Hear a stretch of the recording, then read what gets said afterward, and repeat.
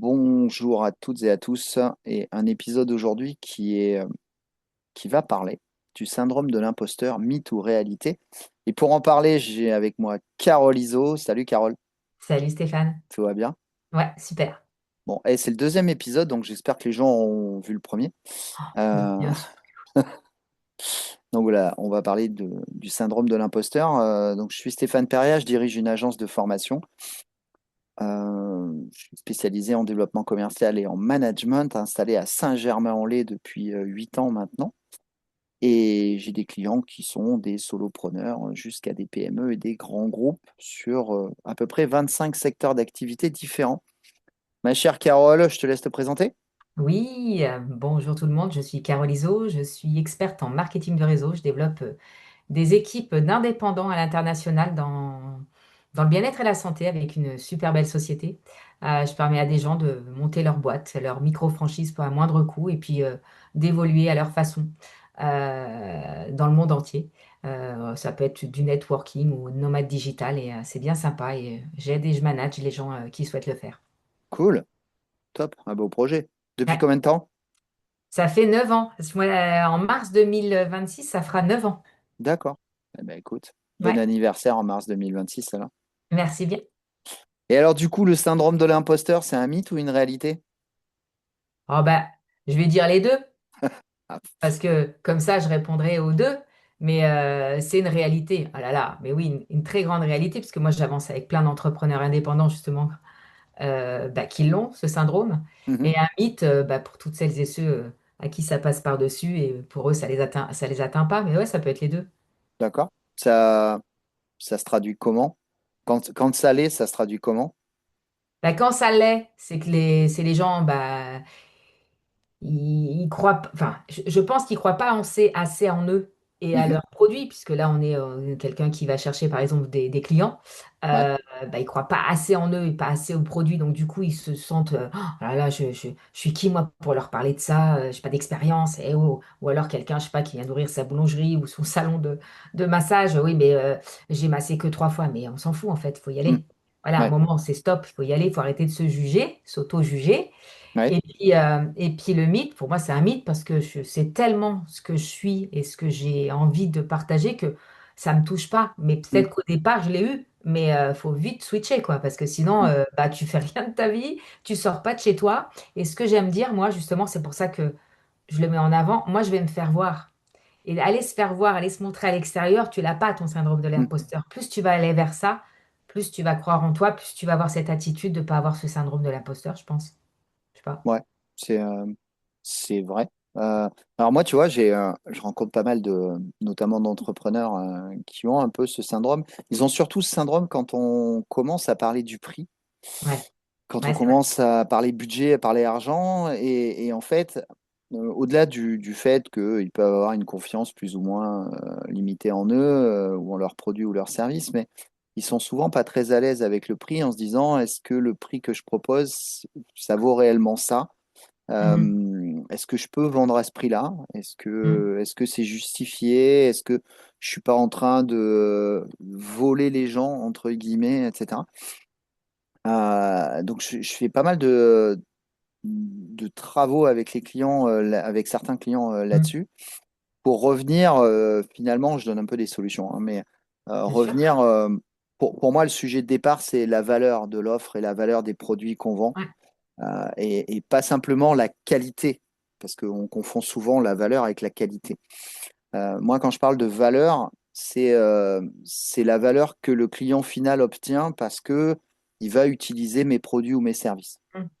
Et je trouve que c'est plus facile de se projeter comme ça en se disant, bah, voilà ce que mes clients gagnent. Et en fait, parce qu'ils gagnent ça, bah, finalement, le prix, il est cohérent par rapport Ouais. au service que je leur délivre. Donc, Mhm. j'adresse souvent les choses comme ça, c'est-à-dire plutôt que d'essayer de parler du prix, bah, on va plutôt parler de la valeur et de se positionner au client final pour Ouais. faire retomber un peu la pression Ouais. au niveau du prix. Mhm. Tu as peut-être d'autres astuces. Là, tu parles de valeur, moi je vais parler de résultats, tu vois, OK. parce que pareil, moi, au niveau de ma gamme, voilà les résultats. Donc, Mm, les arguments, tu les as, moi je les ai, et c'est ça que j'apprends aussi à mes équipes.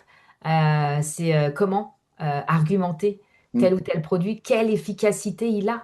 En fait, c'est l'efficacité, le résultat qu'il va avoir qui va faire que quand tu parles déjà de ça, bah, mm, le prix à côté, c'est peanuts. Tu ouais, vois, et j'entends ce que tu dis parce que je trouve que euh, avec les années et la sagesse, je trouve aussi que bah, quand quelque chose est assez cher, pas pour tout, hein, mm, c'est qu'il y a de la qualité. ouais, Et très c'est pas souvent, quand faux. tu descends, tu vois, dans le syndrome de l'imposteur, moi j'ai des gens autour de moi qui disent, ouais, je vais descendre mon prix là pour tel truc. Je dis, pourquoi tu le descends? Parce que le descendre, tu vas pas avoir plus de monde. Peut-être remonte-le. Et puis dis bien qu'en remontant le prix, alors pas pour ma gamme de produits parce qu'elle a un prix Mm, spécifique, mais quelqu'un qui va, je sais pas, faire des massages ou n'importe quoi, qui va se mettre là-dedans, bon, je vais mettre le massage à 10 euros l'heure. Mais non. mm, Non, bah oui, mais bon, j'en ai fait que trois. Mais non. En fait, il faut parler de ce que ça fait. Comme tu dis, moi, la ouais, valeur, toi, tu dis la valeur, moi, je vais dire les résultats, les conséquences de ce massage. Qu'est-ce que c'est? C'est énorme. Donc voilà, moi, je dirais plutôt mettre des arguments en avant et le prix à côté, ben, il est tout petit. C'est pas le truc sur lequel il faut s'arrêter. Mais tu as raison de dire que les gens ont peur de parler du prix. mm. Ouais, Ouais, ça arrive souvent. Surtout quand tu vends tes produits, tes services. Quand tu vends ceux de quelqu'un d'autre, c'est un peu différent. ouais, Mais quand tu vends tes produits et tes services, puis la question de la légitimité, c'est moi, j'ai aussi des clients qui font, on en a parlé dans le dernier épisode, des clients qui font des changements de voix. ouais. C'est-à-dire, et tu en es l'illustration parfaite, des gens qui ont été, j'en sais rien moi, contrôleurs de gestion pendant 15 ans ou 20 ans, et puis du jour au lendemain, parce qu'ils sont passionnés de sport, ils entreprennent une reconversion pour devenir coach sportif. Mm. Et là, on commence à toucher du doigt un peu la légitimité du fait de, bah ouais, mais moi, c'est une reconversion, c'était pas ma formation initiale, qu'est-ce que les gens vont penser, qu'est-ce qu'ils vont dire, qu'est-ce qu'ils vont croire, est-ce que je peux communiquer, est-ce que. Et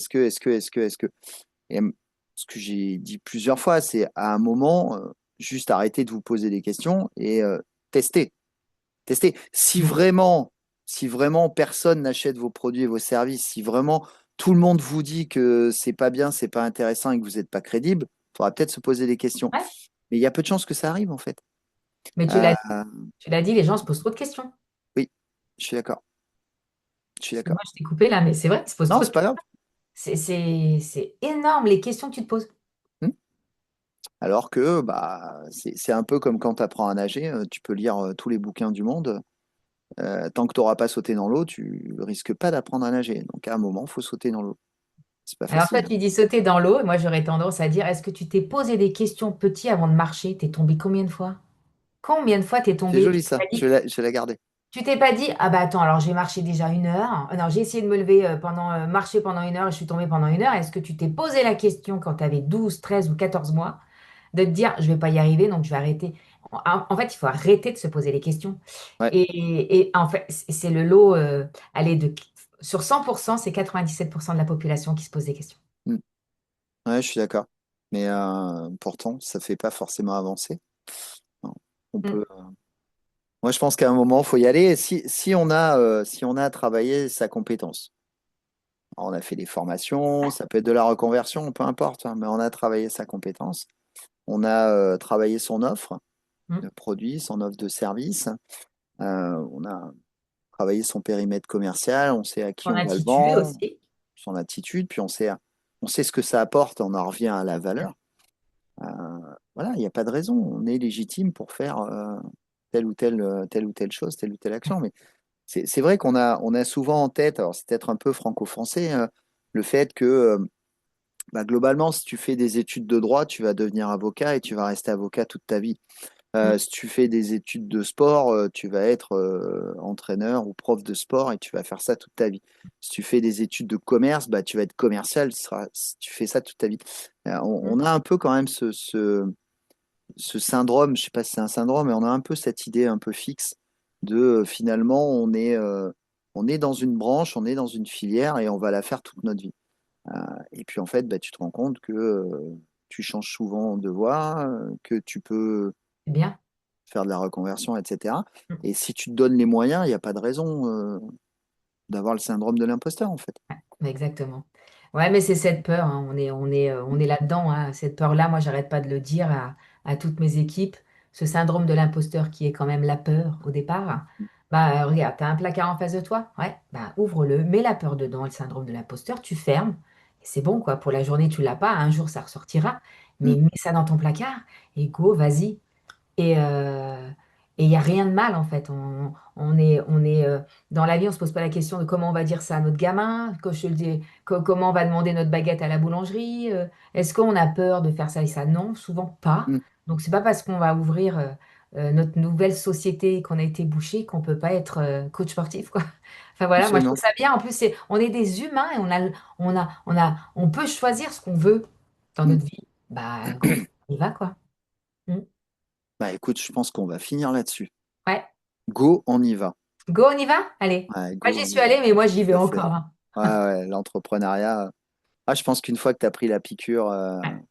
c'est compliqué de faire marche arrière. Tu m'étonnes. Faudrait qu'on fasse un sujet là-dessus. J'en ai plein qui sont arrivés dans ma tête. On quitte et on s'en parle, d'accord? Ok, on va faire la liste des Ouais, prochains épisodes. En j'en tout ai plein. cas, en tout cas, merci pour cet épisode sur le syndrome de l'imposteur. Merci du partage et de ta vision. C'est toujours sympa d'échanger. Le troisième épisode, on va parler du développement personnel. Ouais. Voilà. Et puis on a toujours en ligne de mire le quatrième épisode avec notre invité VIP dont on donne toujours pas le nom. Non, bon, non, c'est pas la On le peine. donne pas. Allez, vous avez qu'à suivre. À plus. Merci, à très bientôt. Salut Stéphane. Salut Carole.